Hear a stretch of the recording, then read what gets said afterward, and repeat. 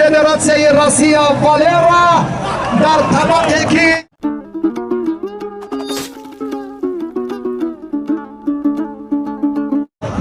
خورشید مجیدوف کارمندی پروکراتورای گنرالی ورزشگری محبوب و شهرتیاری میهن در وزن گران و ما از چنین چهره‌ها افتخار میکنیم و حالا با مهمان فدراسیون روسیه والرا در طبقه که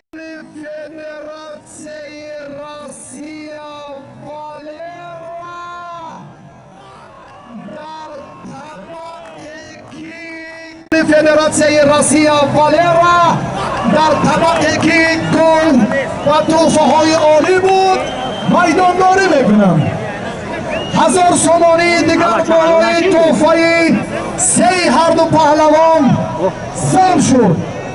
یک تلویزیونی پلاس که دیگر در بالای 4 مکافاتی پیشینه سم گردید. والرا اندویچکی و خورشید مجیدوف.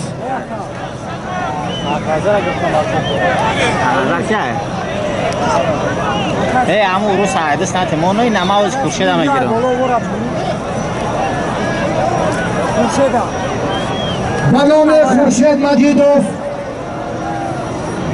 عبدالمومن یتیموف از ناحیه فرخار $300 امریکایی باز هم ضبط کردند.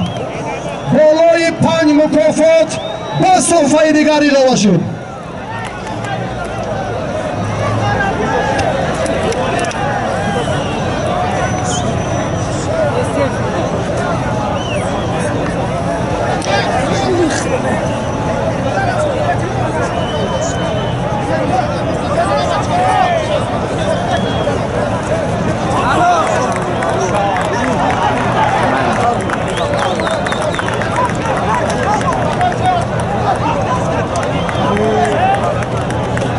در میدان پهلوانان حالا کفایه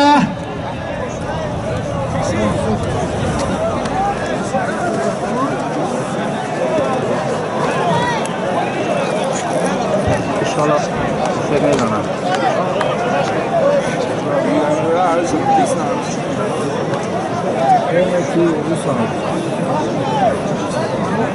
خوب رو سقطی هم فیرده افشاران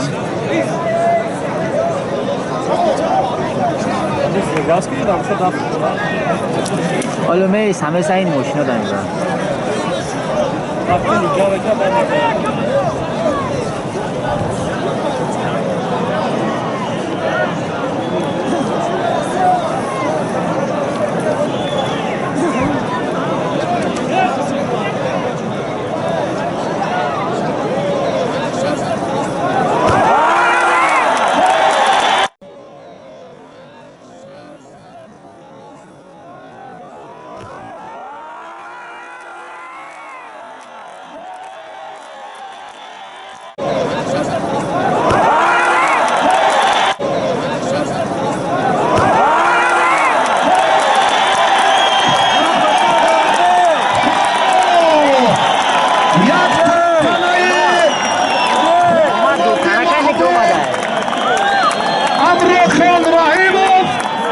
افتخار